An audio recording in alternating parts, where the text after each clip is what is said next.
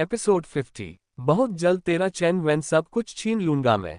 अब तक अक को नींद ही नहीं आ रही थी। वो बेड पर करवट ले रहा था। बार बार वो गुस्से में बेड से उठ जाता है और बालकनी में चला जाता है और सिगरेट निकाल के उसके लंबे लंबे कस लेने लगता है, जैसे खुद को शांत करने की कोशिश कर रहा हो। ऐसे ही कुछ घंटे बीत जाते हैं पर अक को अभी भी सुकून नहीं मिल रहा था। उसे खुशी की याद आ रही थी। उसे खुशी चाहिए थी अपने पास।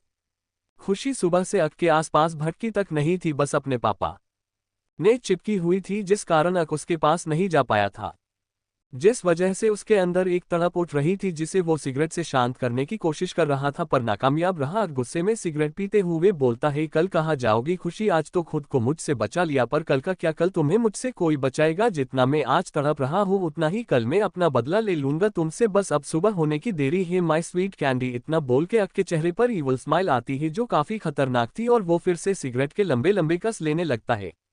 अब आगे अक थोड़ी देर बाद रूम से बाहर निकल जाता है और खुशी के रूम की तरह बढ़ जाता है। अक हल्के हाथ से खुशी के रूम का डोर ओपन करता है और देखता है तो खुशी अपने पापा के साथ सुकून से सो रही थी, अपने पापा के गले लग के।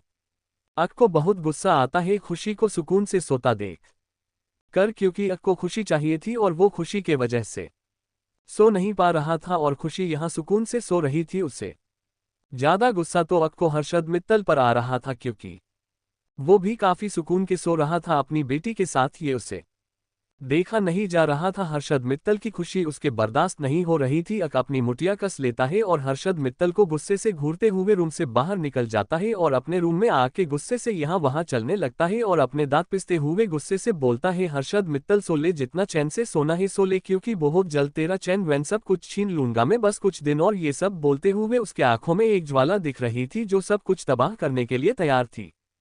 सुबह का समय खुशी की जब आंखें खुलती है तो वो उठ के बैठ जाती है और पूरे रूम को देखती है। वहां उसे अपने पापा नहीं दिखते हैं, क्योंकि हर्षद मित्तल जल्दी उठ गया था और रूम से चला गया था। उसने अपनी बेटी को नहीं उठाया क्योंकि कॉलेज जाने में अभी बहुत समय बाकी था।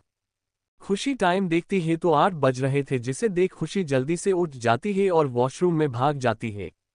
वहीं नीचे हॉल में हर्षद मित्तल फ्रेश होके नीचे आ चुका था और पेपर पढ़ रहा था। उसे पता था कि उसकी फैमिली बाहर घूमने गई है जो रात को आने वाली है। तभी एक सर्वेंट हर्षद मित्तल के लिए कॉफी लेके आता है और टेबल पर रख के चला जाता है।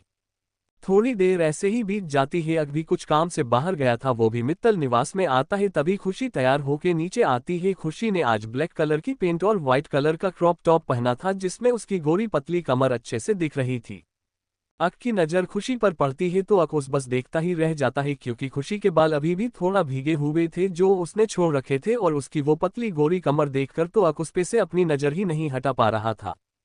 खुशी नीचे आती है तभी हर्षद मित्तल खुशी को देख बोलता है, चलो प्रिंसेस नाश्ता कर लो। इतना बोल के हर्षद मित्तल खुशी को लेके जाने लगता है। इसकी नज़र अक पर नहीं थी, वो अक को भी नाश्ता करने के लिए बुला लेता है। अक हर्षद मित्तल की बात सूख के होश में आता है और वो भी डाइनिंग टेबल की तरफ बढ़ जाता है और सब लोग नाश्ता करने लगते हैं। कुछ देर बाद अक अपनी चेयर से खड़ा हो जाता है, क्योंकि खुशी का नाश्ता खत्म हो गया था और उसे कॉलेज भी जाना था, इसलिए अक भी जल्दी नाश्ता खत्म करता है और चेयर से उठकर बाहर की तरफ जाता है। खुशी भी जल्दी से अपने पापा को बाय बोलकर वहां से निकल जाती है। खुशी घर के बाहर आती है तो अक को देखती है जो कार के पास खड़ा था और उसके चेहरे पर एक स्माइल थी जो खुशी जैसी मासूम कहाँ समझ पाती। अक के चेहरे पर एक डेविल स्माइल थी। वो खुशी को देख के और स्माइल कर रहा था, क्योंकि अब खुशी उसके साथ अकेली जो है, पर ये खुशी नहीं समझ पा रही थी। खुशी अक के सामने आती है तो अक उसके लिए कार का गेट खोलता है और खुशी उसमें बैठ जाती है।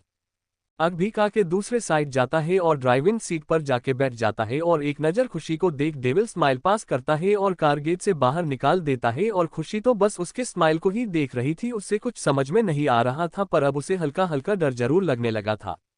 अक का ड्राइव करते हुए ही अपना एक हाथ खुशी की तरफ करता है और खुशी की कमर पकड़ के उसे उठा के अपने गोद में बैठा देता है। तभी एक आहे की आवाज आती है। खुशी को लगा नहीं था कि अक कुछ ऐसा करेगा। अचानक ही अक ने उसे अपनी गोद में बैठा लिया था, जिसे उसके मुंह से एक चीख निकल गई थी। खुशी का वेट अक के लिए ज्यादा नहीं था, क्योंकि खुशी थी ही इतनी पतली और अक मस्कुलर बॉडी का मालिक। अक के लिए खुशी का वेट ना के बराबर ही था, या ये कहे कि किसी छोटे बच्चे को उठाने जितना वेट था खुशी का अक के लिए। खुशी डरी हुई आंखों से अक को देख रही थी और अक का चला रहा था। वो एक नज़र खुशी को देखता है तो खुशी जल्दी से अपनी नज़रें नीचे कर लेती है। ये देख के अक के चेहरे पर खतरनाक स्माइल आती है और वो खुशी को स्टीयरिंग से लगा देता है और उसके दोनों पैर अपने कमर के साइड कर देता है और खुशी के चेहरे को देखने लगता है। खुशी तो डर के मारे अपना चेहरा ही नहीं उठा रही थी। डन। क्या करने वाला है अब खुशी के साथ जानने के लिए पढ़ते रहिए मेरी स्टोरी रक्षक या भक्षक। Done. Please subscribe my channel DK story world. और जो लोग कमेंट और लाइक करते हैं उसके लिए दिल से थैंक्स ऑफ बाय।